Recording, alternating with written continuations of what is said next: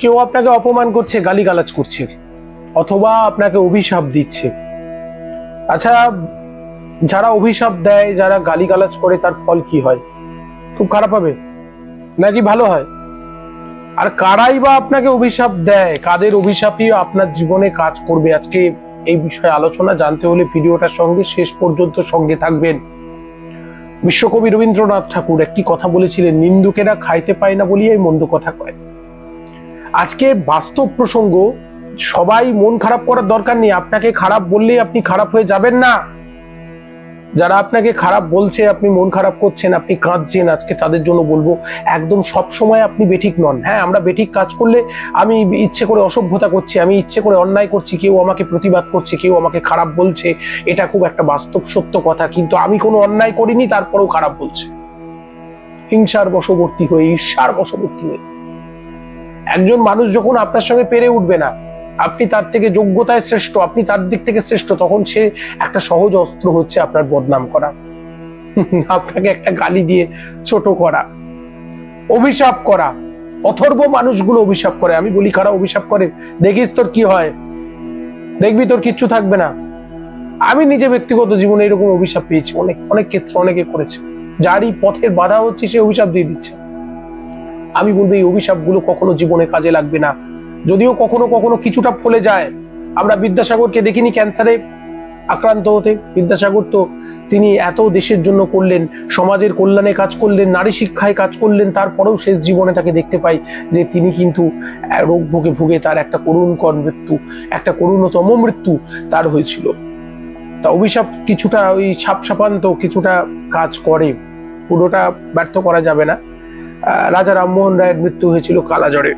তা এখন কথা হচ্ছে যে প্রত্যেকে যেটা মনে রাখতে হবে, যে অভিশাপ যারা দিচ্ছে তারা মনে রাখবে দুটো পদ্ধতি। একটা হচ্ছে আমি বেঠিক, তারা ঠিক, আর আমি যদি ঠিক হই তারা বেঠিক অবশ্যই। এবং মনে রাখবেন, একটা মানুষ যখন অন্য কোনো অস্ত্রে আপনাকে ঘায়েল করতে পারে না, তখন তার অস্ত্র হচ্ছে অভিশাপ। এটাই, কেউ অভিশাপ দিলে ভেঙে পড়ার কিচ্ছু নেই, চোখের জল ফেলবেন না, একদম না। বৌমা বলছেন, আমার শাশুড়ি মা আমাকে কথায় কথায় অভিশাপ করেন। আরে, শাশুড়ি মা বৌমার কাছে পৌঁছতে পারছেন না, কোনো দিকে বৌমা শ্রেষ্ঠ তার থেকে, তাকে অভিসম্পাত করছেন, তাকে অভিশাপ দিচ্ছেন। এই অভিশাপ কখনোই কাজ করবে না। আর সব সময় মনে রাখবেন, যারা অভিশাপ দেয় তাদের ক্ষমতা থাকার দরকার। অভিশাপ কারা করতে পারে? যাদের আশীর্বাদ দেওয়ার ক্ষমতা আছে। যাদের আশীর্বাদ দেওয়ার ক্ষমতা আছে তারা অভিশাপ করলে সে অভিশাপ কার্যকর হয়। আর আগেকার দিনে কারা অভিশাপ দিত? যে কাউকে অভিশাপ দিতে পারতো না। যারা সাধনা করত, তপশক্তি যাদের মধ্যে ছিল, সেই তপশক্তিতে যারা শক্তিমান, সেই সমস্ত ঋষি সন্ন্যাসী মহাপুরুষ, তারা হাতেতে জল নিয়ে শপথ করে অভিশাপ দিতেন, আর সেই অভিশাপ জীবনে ফলে যেত। আমি খুব প্র্যাকটিক্যাল এবং দৃঢ় সত্য কথা বলছি, জীবনে সেই অভিশাপগুলো কিন্তু বর্তে যেত। আর এখনকার দিনে সেই তপশক্তি কারণ নেই। আমাদের গৃহস্থ জীবনে, কেউ সন্ন্যাস তো অনেক দূরে, গৃহস্থ জীবনে আমাদের যে ধর্ম সেগুলোই সবাই ঠিক করে পালন করে না। আমাদের যে প্রপার মানুষ হিসেবে আমার যে কিছু পালনীয় কর্তব্য আছে, মানুষ হিসেবে আমার যে ধর্মগুলো পালন করার আছে, সেগুলোই কেউ সঠিকভাবে পালন করে না। যার জন্য অভিশাপ দিলে, আর অভিশাপ কখনই আমার পথে যে বাধা হচ্ছে আর আমি তার সঙ্গে পেরে উঠছি না, তখনই চালিয়ে দাও অভিশাপ, দেখিস তোর কি হয়। এমন করে অভিশাপগুলো যারা দেন, তাদের বিধাতা পুরুষ অভিশাপ দেন। মনে রাখবেন, যারা অভিশাপ দেয় অন্যকে, এরা আজীবন কখনো শান্তিতে থাকতে পারে না।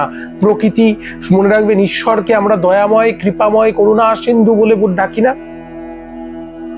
ঈশ্বরের আরেকটি রূপ হচ্ছে বিধি, বিধাতা পুরুষ। সেই বিধি, সেই বিধাতা পুরুষ প্রতিটা ইঞ্চিতে ইঞ্চিতে বুঝে নেয়। মাপছেন, তিনি মাপছেন, প্রতিটা দিন মাপছেন, প্রতিটা মুহূর্তে মাপছেন। আর অভিশাপ কিন্তু তার জীবনে একটা রিভার্স অভিশাপ হয়ে কাজ করবে। যারা অভিশাপ দেন অন্যকে, কথায় কথায় উঠতে বসতে অভিশাপ দেন, তাদের জন্য বলছি, সাবধান সাবধান সাবধান। আপনি কাঁদবেন না। আমি যদি অন্যায় না করে থাকি, কিচ্ছু হবে না, কিচ্ছু হবে না। কারণ কেউ নেশা করছে, কেউ কুপথে যাচ্ছে, কেউ অন্যায় করছে, আমি প্রতিবাদ করেছি, সে আমাকে অভিশাপ দিল, আমার অভিশাপ লাগবে নাকি? একদম লাগবে না, একদম লাগবে। জীবনে কখনো কখনো নিষ্ঠুর হতে হয়।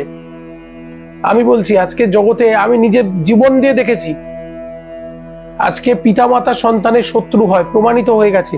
আজকে স্বস্তি বার্তার এই কমেন্ট সেকশনে বহুজন কমেন্টস করে বলে দিয়েছেন যে তার বাবা মা তার জীবন ধ্বংসের কারণ হয়ে গেছে,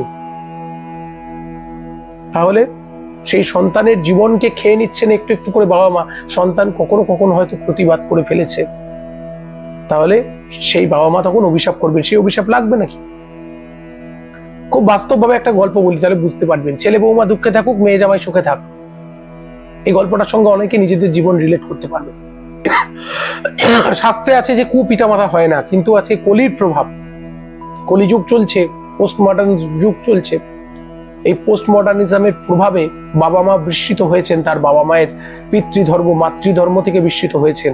আর যার ফলে কি হচ্ছে, দুটি সন্তান ছেলে এবং মেয়ে, এবং ছেলে মেয়ে বড় হয়েছে, ছেলে মেয়ের মধ্যে সামঞ্জস্য রাখতে হয়। সেখানে কি করছেন, মেয়ে জামাই সুখে শান্তিতে থাক, ঘুরে বেড়াক, আমোদ প্রমোদ আনন্দ বিহার করুক, কিন্তু ছেলে বৌমা সুখে শান্তিতে থাক, এমন অনেক বাবা মা মেনে নিতে পারছেন না। তারা এ জগতের কুপিতা, এ জগতের কুমাতা, এবং তারা কি করছেন, এই যে ভেদ করছেন, মেয়ের জন্য সবকিছু ছাড়, ভালোবাসা অনেক, আর ছেলে বৌমার জন্য ঘৃণা, রূঢ়তা, এবং যাদের দুটি সন্তান আছে এইরকম ভেদ করেন।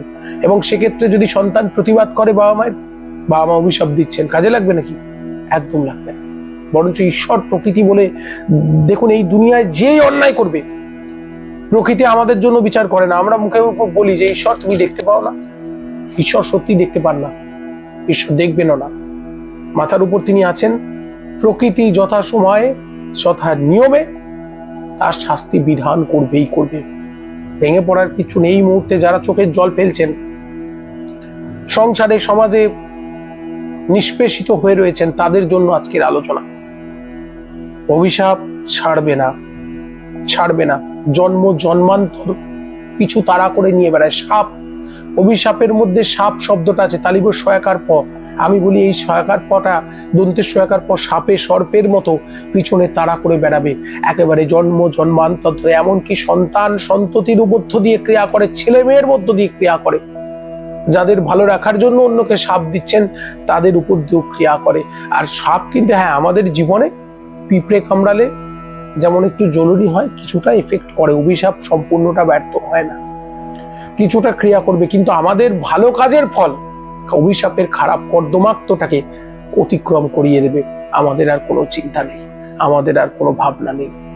তা আমি এগুলো বলবো, যারা দেখছেন স্বস্তি বার্তা, যারা দেখেন, আমি প্রত্যেককে বলবো যে প্রত্যেকে স্বস্তি বার্তার অভিনন্দন, শুভেচ্ছা আমি জানাচ্ছি আপনাদের প্রত্যেককে। যারা দেখছেন স্বস্তি বার্তা, তারা প্রত্যেকে এই স্বস্তি বার্তার পক্ষ থেকে আমি অনেক অনেক অভিনন্দন, শুভেচ্ছা জানাচ্ছি।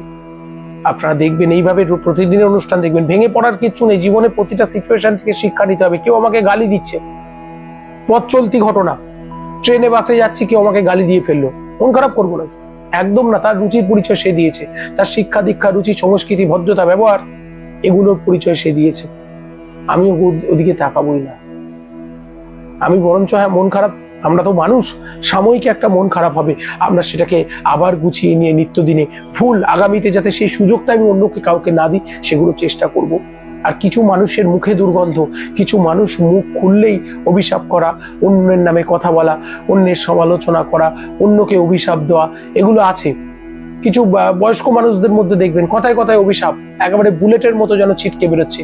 এরা মনে রাখবেন, অনেক রোগ ভোগে ভুগে, ভগবান এদেরকে নেবেন না, এ রোগ ভোগে ভুগে জ্বালা যন্ত্রণা দিয়ে প্রতিটা হিসেব পড়ায় গন্ডায় মিলিয়ে নিয়ে তিনি তবে তাদেরকে পার করবেন। ওয়েট অ্যান্ড সি প্রবাদ আছে। দেখতে থাকুন বন্ধু, দেখতে থাকুন।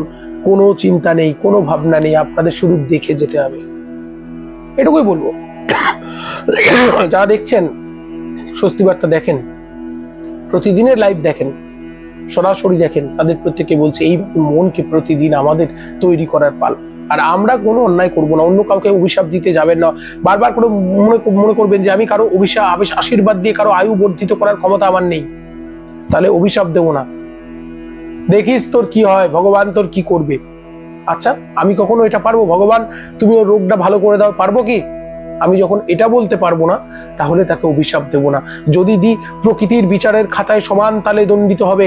মনে রাখবেন, সময়ের অপেক্ষা দণ্ডদাতা কিন্তু তিনি আছেন ভয়ঙ্কর। ঈশ্বরও কিন্তু দয়াময়, যেমন দয়াল, যেমন তার অপর রূপে তিনি ভয়াল। প্রতিটা কর্মের বিচার হয়, কর্মফল সম্পর্কে সচেতন থাকতে হবে। আমাদের ধর্ম শেখায় এই কর্মফল লঙ্কা খাওয়ার পর বলছি বাহ বেশ মিষ্টি লাগছে, বেশ মিষ্টি লাগছে, আপনার জিভে একটা ইঞ্জেকশন দেওয়া আছে অসার করার, আপনি বুঝতে পারছেন না। ইঞ্জেকশনের যেই প্রভাবটা কেটে যাবে তখন দেখবেন মুখ জ্বলে পুড়ে যাচ্ছে, ওরে বাপ রে বাপ, কাঁচা লঙ্কার এত ঝাল, ঝাল লাগবে। যে আমরা এই যে কাম ক্রোধ লোভ এর মধ্যে পড়ে যত ভুলে আছি, তত মনে রাখবেন এই জীবনের স্বাদগুলোকে বুঝতে পারছি না, ন্যায় অন্যায় বোধগুলোকে হারিয়ে ফেলি। কিন্তু যখন আমাদের চোখের সামনে থেকে এই অহংকারের পর্দাটা সরে যাবে, সব বুঝতে পারবেন, তখন আর সময় নেই। যখন আমাদের দেহের শক্তি কমতে থাকে, অনেক বৃদ্ধকালে গিয়ে বাক শক্তি কমতে থাকে, জড়া ব্যাধি আমাদেরকে ধরে, অসমর্থ হয়ে পড়তে শুরু করি, তখন বুঝতে পারি নিজের ভুল। তার আগে বুঝতে চাই না, একদম বুঝতে চাই না। আমি একদম সজোরে নিজের দম্ভ ঘোষণা করি। মনে রাখতে হবে, সময় থাকতে ভুল বুঝুন, নিজের ভুল নিজে খুঁজুন, আর নিজের ভুল নিজে বুঝুন। ভুল শোধরানোর পথে আসুন আমরা চলি একসাথে, সকলে মিলে ভালো থাকার এই জীবনে একসাথে ভালো থাকার লড়াইয়ে। আজকে কথাগুলো বললাম, অভিশাপ লাগবে না, বারবার বলছি। যারা মিছিমিছি অভিশাপ দিচ্ছে আপনাকে, লাগবে না। উল্টে তারাই ঈশ্বরের বিচারে দণ্ডিত হবে, ঈশ্বরের বিচারে তারা কাঁদবে। বারবার করে মনে রাখবেন, অভিশাপ দেওয়ার মালিক আমরা কেউ নেই। অভিশাপ অটোমেটিক হয়। আমি যদি সত্যি কারোর উপর অন্যায় করি, অভিশাপ দিতে হবে না। উপরে ওই যে মালিক বসে আছেন, মালিক সময় এবং কর্মফল, কৃত কর্মফল আমাদেরকে কাউকে ত্যাগ করেন। আমাকে মুখে বলতে হবে না, দেখিস তোর কি হয়, অটোমেটিক্যালি জীবনে অভিশাপ হয়ে বর্তাবে। আর এই কৃত কর্মফল জন্ম জন্মান্তর ধরে বয়ে যেতে হয়। প্রারব্ধ কর্মফল, এই যে আমি দেখা গেল কোনো অপরাধ না করেও জীবনের শাস্তি ভোগ করছি, কেন করছি? এই পূর্বজন্মের কর্মফল ভোগ করছি, এগুলো ভোগ করতেই হবে। তা সেগুলোকে আমরা যাতে আগামীতে না করি, তাই জন্য বললাম যে আমরা যাতে ভালো পথে যেতে পারি। প্রত্যেকে আসুন ভালো কাজ করি, অন্যকে হেল্প করি, সবাই মিলে ভালো থাকি। পরবর্তী পর্বে বিস্তারিত আলোচনা হচ্ছে। কথাগুলো ভালো লাগলে সকলের কাছে পৌঁছে দেবেন। দেখা হচ্ছে পরবর্তী পর্বে। সঙ্গে থাকুন, স্বস্তি বার্তার সঙ্গে থাকুন।